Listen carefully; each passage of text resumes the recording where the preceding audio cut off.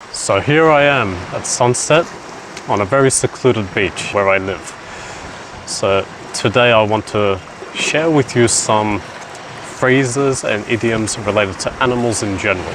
Not just one particular animal, but most of them. So let's get started. The first one I have for you is rather common. It is wolf down. If you're wolfing something down, it's talking about eating very fast. So just like a wolf eats very fast and is a very wild animal that must eat large portions, a person who is eating very fast is wolfing something down. So to wolf down is to eat very fast. Now another one related to an animal and also food at the same time, just like wolf down, is to eat like a bird. A person who eats like a bird is eating very small portions and doesn't eat much at all. So for example, if somebody I know doesn't like to eat large portions and maybe only has 1 or 2 meals a day in very small quantities, I could say she eats like a bird. Now another one kind of related to the sea, like where I am, but also an animal, is a loan shark. Now a loan shark is a money lender, someone that gives money to borrow but usually wants it back with interest. It can have a rather negative sound to it, but not all the time. A loan shark is a loan shark, so a money lender. And another one I have is chicken out. To chicken out is to back out of doing something at the last minute, out of fear. So for example, if I have something planned for tomorrow, like a public speech, but I am feeling very nervous and I'm scared of doing this public speech, at the last minute in the morning, I might cancel it. So you could say I chickened out because I was scared and I no longer want to do it. And I backed off at the last minute. Another one is clam up. So just like a clam, the sea animal, that lives inside of a shell, a person who clams up no longer speaks. So maybe they are extremely shy or embarrassed and they suddenly stop speaking. They are too afraid to speak. You could say that person has clammed up. So for example, if I am at a public event and suddenly all the attention is on me and I suddenly feel very shy, I might not want to speak anymore because I don't want all of the attention. So you might say I have clammed up. Next one is the elephant in the room.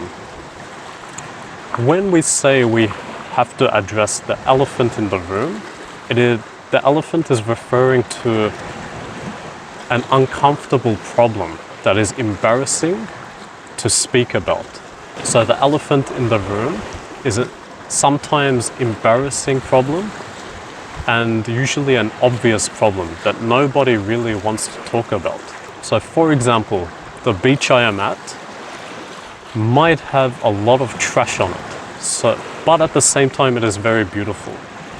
Everybody might be praising it and saying how gorgeous this beach is, but the elephant in the room in this scenario would be the trash on the beach because it is obvious to everyone, but maybe nobody wants to talk about it because they don't want to spoil the mood. So in that case, the trash is the elephant in the room. Now another one is actually with 2 animals. It is to fight like cat and dog. So traditionally, cats and dogs are seen as kind of like rival animals, kind of like enemies. So if we see people who are always arguing, always fighting with one another, we could say they fight like cat and dog.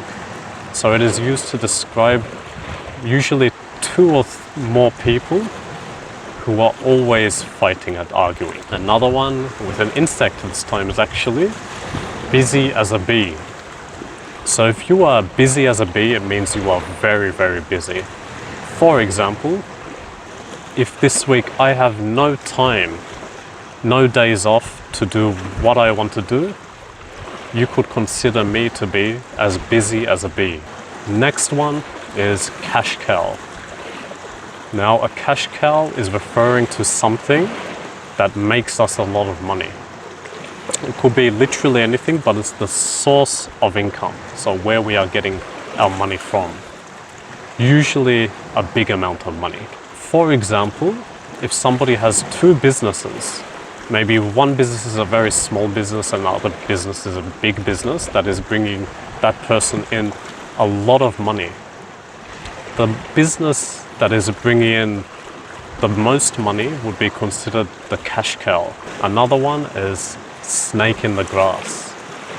So just like a snake in the grass is almost invisible and we most likely don't know it's there, a person who is pretending to be your friend but secretly gossiping about you or trying to sabotage your life is like a snake in the grass. So generally, to describe treacherous friends or treacherous people in our lives, we can say those people are like snakes in the grass.